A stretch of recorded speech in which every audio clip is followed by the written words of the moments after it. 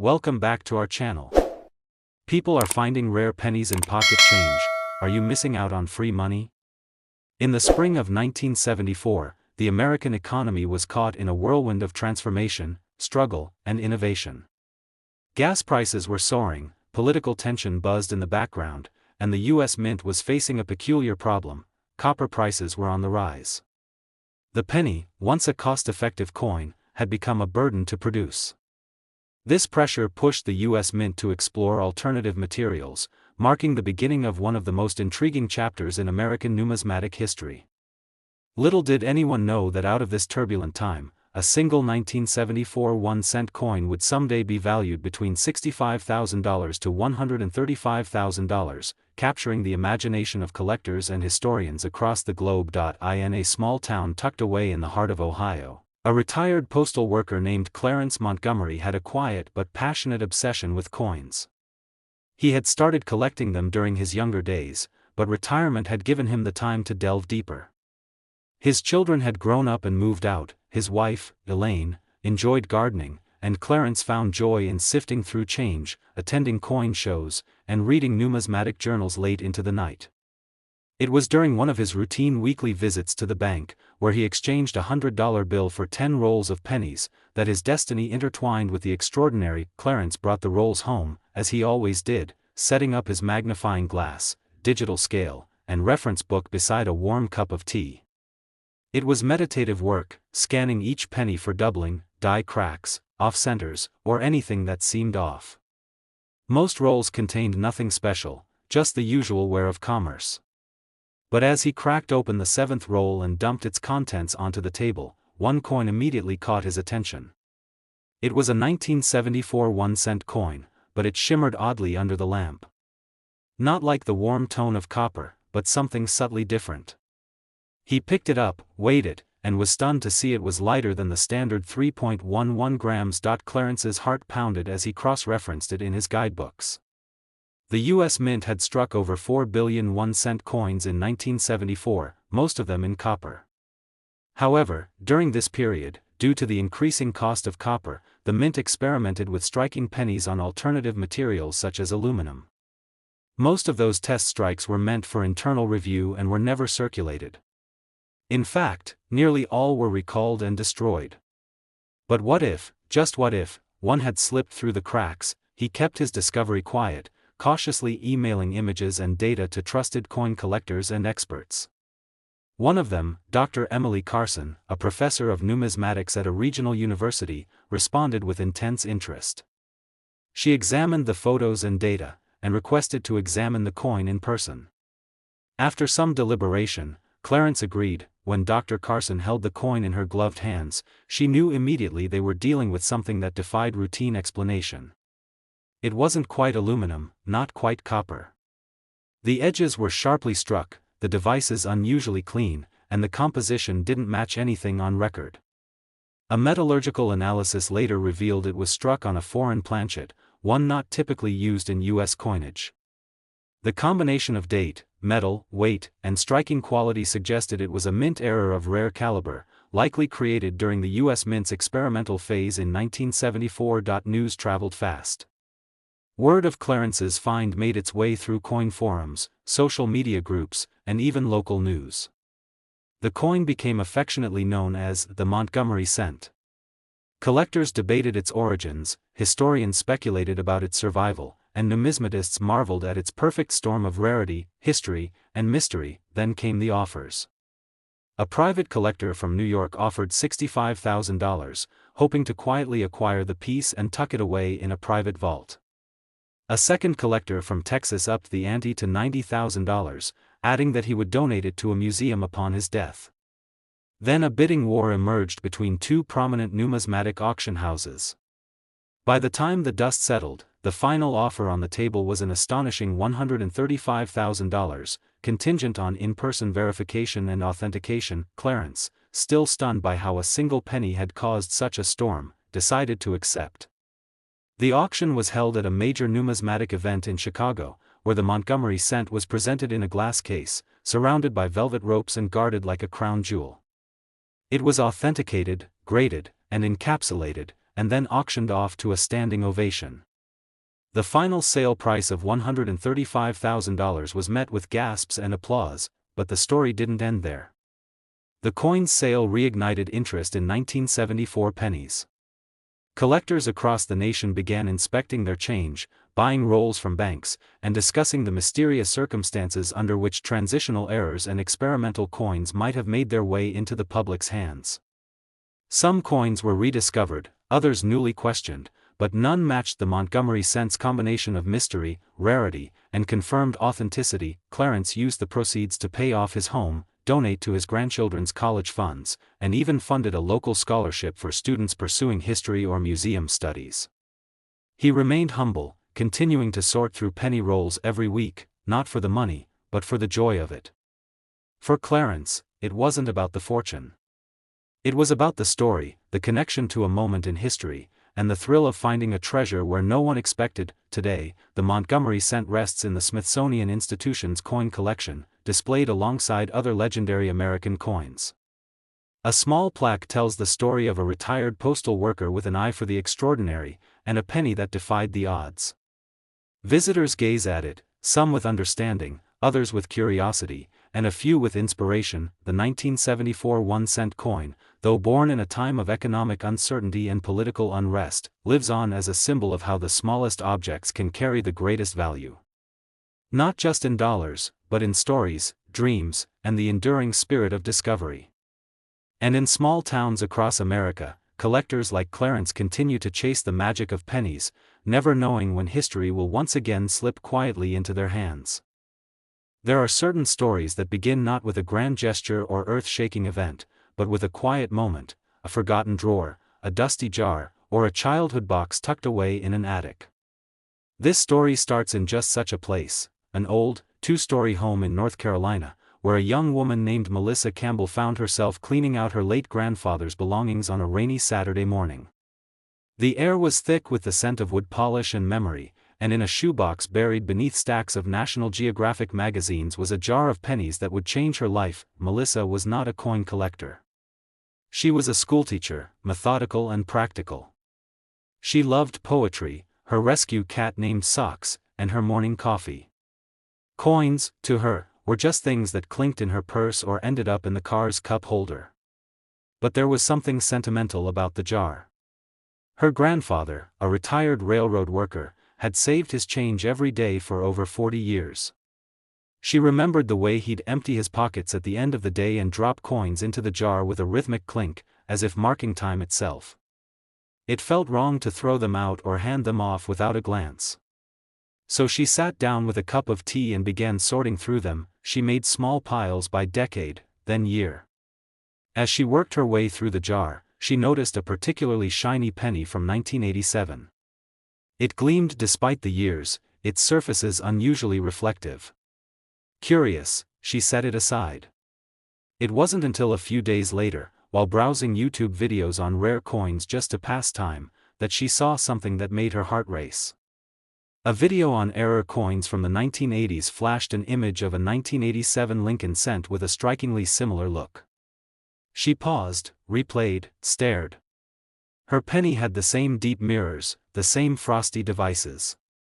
Could it be a proof strike? Proof coins were meant for collectors and were typically produced with special dies and polished blanks. But they weren't supposed to end up in general circulation. Melissa's penny had no mint mark, which made it even more puzzling. Proofs from 1987 were struck in San Francisco and should bear the S mint mark. Could this be a Philadelphia coin struck using proof dies by mistake? Or was there more to the story? Melissa posted a photo of the coin on a numismatic forum. The responses ranged from cautious optimism to enthusiastic speculation. The sharpness of Lincoln's profile, the crisp lettering, and the mirror-like field suggested it had been struck with a special set of dies. One user pointed out something even more intriguing: a small die gouge near the date, a diagnostic feature seen on a very limited group of known 1987 error strikes believed to originate from an experimental run at the Philadelphia Mint. With guidance from the forum, Melissa sent the coin to a professional grading service. Weeks passed. She had almost forgotten about it when an email arrived: graded MS69 deep mirror proof-like, DMPL. Potential test strike. That single email changed everything. Collectors began reaching out. Some wanted to see it. Others wanted to buy it. One dealer from Chicago made a bold offer of $52,000, citing the rarity of such an error and its pristine condition.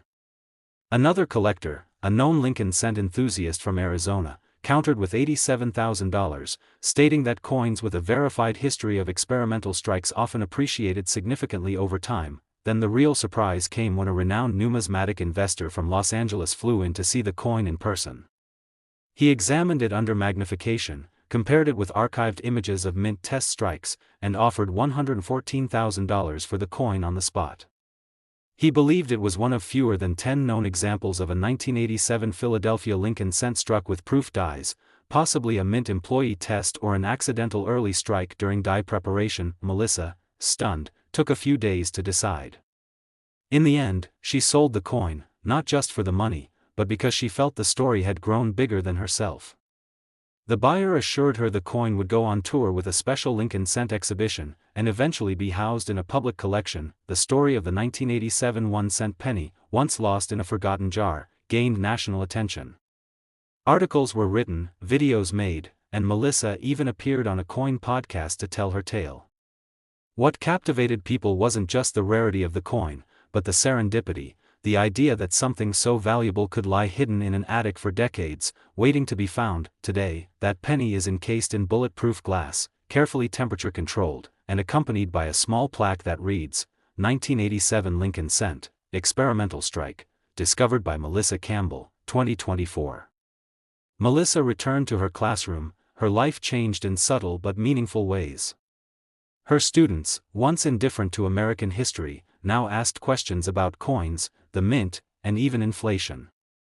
She started a small after-school club called Hidden History, where students searched through rolls of coins, dreaming of finding their own treasure. The 1987 1-cent penny remains a numismatic marvel not just for its rarity, but for the reminder it carries: value is not always visible. Sometimes, it lies buried in jars, tucked in drawers, or sleeping in shoeboxes, waiting for someone to pay attention. And in homes across the country, because of Melissa's story, people began to look a little closer at their change. Who knows? The next forgotten penny could be worth more than anyone ever imagined. It was a quiet Tuesday afternoon in Minneapolis, the kind of day where the sun filtered through thick clouds, and the world moved at half speed. In the corner of a small coin shop called Copper and Silver Treasures, an old man named Reuben Lasky sat hunched behind the counter, flipping through customer trade-ins with deliberate care. Reuben had been in the business for over 4 decades, and while the rush of finding something special had dulled over the years, a faint ember of hope always remained. The shop itself was a patchwork of history: velvet-lined trays of Morgan dollars, jars of Buffalo nickels, and framed newspaper clippings about rare coin auctions. Regulars wandered in for supplies or conversation, but real finds were rare. That was why Reuben paused when a man named Kyle Jacobs entered carrying an old blue piggy bank. Kyle wasn't a collector. He had inherited the piggy bank from his aunt, who passed away unexpectedly. It had sat untouched in a closet for years. Hoping to get a few bucks, Kyle had brought it in, expecting pocket change. He poured the coins onto the counter with a metallic cascade, and Reuben began sorting absent-mindedly, nodding politely: quarter, nickel, dime, penny. More pennies. Then something stopped him. A 1990 Lincoln cent with no mint mark. That alone wasn't special. Most 1990 cents were struck at the Philadelphia Mint and didn't bear a mint mark. But this one had something different about it. Reuben peered closer. The lettering, the sharp relief on Lincoln's profile, the unusually crisp strike, all hinted at a coin that didn't belong in everyday circulation. He turned it over. The reverse, with the Lincoln Memorial, was just as precise. It gleamed with subtle reflectivity, not quite like a proof coin but far more defined than a regular business strike. He reached for his loupe and began inspecting details. There it was, the tiniest of anomalies around the word liberty. The spacing was off. Barely, but noticeably to a trained eye. Reuben asked Kyle where the coin had come from. Kyle shrugged. I don't know. The piggy bank was just something Aunt Joan used to fill with change. She worked as a bank teller in the 90s, if that helps. That helped more than he realized. Reuben asked to run a few tests, explaining he believed this cent could be a rare mint error. Kyle, slightly amused but curious, agreed. Over the next week, Reuben contacted 2 grading services and a well-known numismatics researcher. The results confirmed his suspicions. The 1990 cent was a proof coin, struck in San Francisco, but lacked the S mint mark that denoted it. Somehow, a small number of these proof coins had escaped into circulation without their identifying mark, and very few had ever been authenticated. The coin in Kyle's piggy bank was one of them. The buzz began almost immediately. Online forums lit up. 1990 NOS Lincoln proof cent found, headlines read. Videos were posted dissecting every angle of the coin. Experts verified its weight, strike, and die characteristics. It matched the tiny club of 1990 NOS proof cents known to exist, believed to be fewer than 200. Offers began trickling in. A private collector in Florida offered $48,000, with the intent to complete his collection of NOS proof coins. A prominent auction house in New York City reached out next, encouraging Kyle to consign it for their upcoming elite auction, projecting bids well into 6 figures. Bidding started at $55,000, and interest surged. The coin eventually sold to an anonymous bidder from Japan for an impressive $105,000. The story was unusual not only because of the coin's rarity but because of the sheer randomness of its discovery. A former bank teller's forgotten piggy bank, passed down and nearly discarded, had yielded one of the rarest cents of the modern era. The coin community was fascinated, not just by the find but by the implications. How many more could be out there, sitting in junk drawers, coffee tins, or childhood jars? For Kyle, the sale changed everything. A struggling artist who had been juggling 3 part-time jobs, he was able to pay off student loans, secure a studio space, and focus full-time on his art. He later created a series of abstract paintings called Circulation, inspired by currency, copper, and chance. Reuben, meanwhile, felt a renewal. The excitement, the process, the thrill of discovery, it reminded him of why he fell in love with coins to begin with. He refurbished his shop's front display, dedicating an entire section to modern rarities and calling it the unexpected. And the 1990 NOS cent?